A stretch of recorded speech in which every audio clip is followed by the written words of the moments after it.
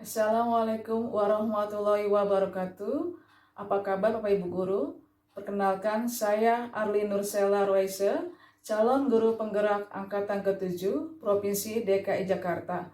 Di kesempatan pagi hari ini, saya akan membahas modul 1.1.A.8 tentang koneksi antar materi, kesimpulan dan refleksi pemikiran Ki Hajar Dewantara. Mari kita saksikan bersama. Asas pendidikan menurut Ki Hajar Dewantara. Pendidikan dan pengajaran merupakan usaha persiapan dan persediaan untuk segala kepentingan hidup manusia, baik dalam hidup bermasyarakat maupun hidup berbudaya dalam arti yang seluas-luasnya. Dasar-dasar pendidikan menurut Ki Hajar Dewantara. 1. Menuntun laku dan pertumbuhan kodrat anak. Tujuan pendidikan yaitu menuntun segala kodrat yang ada pada anak-anak agar mereka dapat mencapai keselamatan dan kebahagiaan yang setinggi-tingginya, baik sebagai manusia maupun sebagai anggota masyarakat. Pendidik hanya dapat menuntun tumbuh atau hidupnya kekuatan kodrat yang ada pada anak-anak agar dapat memperbaiki lakunya dan tumbuhnya kekuatan kodrat anak. 2. Pendidik diibaratkan seperti petani. Peran pendidik diibaratkan seperti petani yang tugasnya merawat sesuai kebutuhan dari tanaman-tanamannya agar dapat tumbuh dan berbuah yang manis. Tentu saja, beda tanaman, beda juga perlakuan perawatannya. Artinya, seorang pendidik harus dapat melayani segala kebutuhan belajar siswa yang berbeda-beda. Seorang pendidik dapat mengembangkan bakat dan potensi sesuai karakteristik siswanya masing-masing. 3. Kodrat alam dan kodrat zaman. Kodrat alam berkaitan dengan sifat dan bentuk lingkungan di mana anak berada. Sebagai guru, kita tidak dapat menghapus sifat dasar anak. Guru berperan membimbing anak agar muncul sifat-sifat baiknya, sehingga menutupi sifat-sifatnya yang kurang baik. Sedangkan kodrat zaman berkaitan dengan isi dan irama. Guru dapat memberikan keterampilan kepada siswa sesuai perkembangan zaman agar mereka menjadi pribadi yang terampil, cakap, dan mandiri. 4. Budi pekerti. Budi pekerti atau watak atau karakter merupakan perpaduan antara gerakan pikiran, perasaan, dan kehendak atau kemauan sehingga menimbulkan tenaga. 5. Pendidikan yang berpihak pada anak. Pendidik dapat mengembangkan semua bakat dan potensi yang ada pada anak. Tugas guru adalah mengoptimalkan semua bakat yang ada dalam diri siswa agar mereka dapat berkembang sesuai peranannya masing-masing.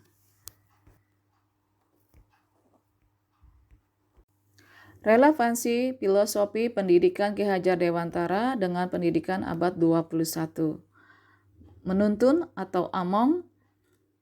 Pada zaman dahulu, pendidik memberi tuntunan dan arahan agar anak tidak kehilangan arah dan membahayakan dirinya. Seorang pamong atau guru dapat memberikan tuntunan agar anak dapat menemukan kemerdekaannya dalam belajar. Keterampilan abad 21 yaitu kreatif, berpikir kritis, berkomunikasi, dan berkolaborasi. Pada zaman sekarang, anak harus diberikan keterampilan abad 21 yang terdiri atas keterampilan kreatif, berpikir kritis, berkomunikasi, dan berkolaborasi. Hal ini penting dilakukan karena pembelajaran abad 21 lebih mengintegrasikan antara pengetahuan dan keterampilan anak. Pendidikan yang berpusat pada anak.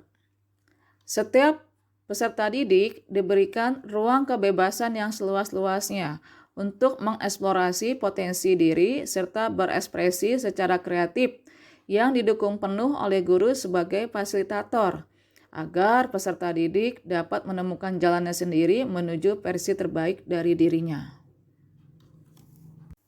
Refleksi dari pengetahuan dan pengalaman baru setelah mempelajari modul 1.1. 1. Apa yang saya percaya tentang murid dan pembelajaran di kelas sebelum saya mempelajari modul 1.1? 2. Apa yang berubah dari pemikiran dan perilaku saya setelah mempelajari modul ini? 3. Apa yang bisa segera saya terapkan lebih baik agar kelas saya mencerminkan pemikiran Ki Hajar Dewantara? Apa yang saya percaya tentang murid dan pembelajaran di kelas sebelum saya mempelajari modul 1.1? A. Pembelajaran yang berpusat pada guru. Pembelajaran yang berpusat pada guru akan cenderung membuat siswa pasif dalam belajar. Siswa cenderung mendengarkan, memperhatikan, dan didikte cara belajarnya oleh guru. Dalam sistem pembelajaran ini, guru lebih banyak memberikan ceramah atau memberikan materi saja. Pengetahuan hanya dianggap sebagai sebuah nilai transfer yang harus sampai kepada siswa. B. Penilaian menekankan aspek kognitif sesuai KKM. Sebelum mempelajari modul 1.1, saya lebih banyak menggunakan penilaian kognitif saja. Pada penilaian kognitif, siswa dituntut dapat mengerjakan soal berdasarkan hafalan semata. Siswa dituntut untuk dapat mengerjakan soal-soal dengan hasil nilai yang memuaskan tanpa melihat keterampilan lain yang siswa miliki. Selain itu, kompetensi yang menjadi pijakan dalam menentukan KKM lebih mengutamakan aspek pengetahuan saja. C. Hanya fokus pada ketuntasan materi dan metode pembelajaran yang monoton. Sebelum mempelajari modul 1.1, saya terlalu fokus untuk mengejar ketuntasan materi sesuai tuntutan kurikulum tanpa memperhatikan karakteristik siswa yang beraneka ragam. Selain itu, variasi mode pembelajaran yang digunakan cenderung monoton sehingga kurang menarik minat siswa untuk belajar. D. Kemerdekaan belajar siswa belum tampak. Sebelum mempelajari modul 1.1, saya belum memberikan kemerdekaan belajar sepenuhnya kepada siswa. Siswa dituntut mengikuti kemauan guru. Hal ini disebabkan karena kurangnya pemahaman saya tentang hakikat kemerdekaan belajar sesuai pemikiran Ki Hajar Dewantara.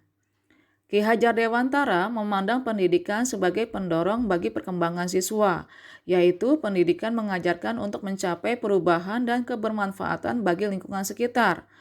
Merdeka belajar merupakan salah satu bentuk implementasi nilai-nilai pembentuk karakter bangsa, dimulai dari pembenahan sistem pendidikan dan metode belajar.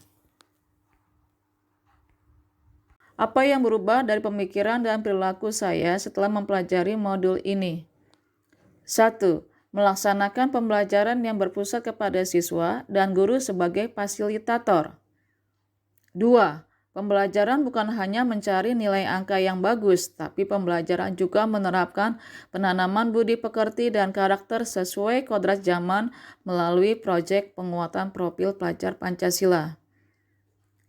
3. Guru menerapkan model pembelajaran yang bervariasi dan menarik sesuai kodrat zaman agar proses pembelajaran menjadi interaktif dan menyenangkan bagi siswa. 4. Guru menerapkan merdeka belajar melalui proyek penguatan profil pelajar Pancasila. Apa yang bisa segera saya terapkan lebih baik agar kelas saya mencerminkan pemikiran Ki Hajar Dewantara? 1. Merancang dan melakukan asesmen awal pembelajaran untuk mengetahui kemampuan kognitif siswa. 2. Merancang dan melaksanakan pembelajaran menggunakan metode yang bervariasi dan menarik. 3. Membuat kesepakatan kelas bersama siswa. 4. Membuat variasi penilaian untuk mengukur kemampuan kognitif, afektif, dan psikomotor siswa. 5. Menerapkan pembelajaran intrakurikuler dan proyek penguatan profil pelajar Pancasila. Demikian pembahasan modul 1.1.A.8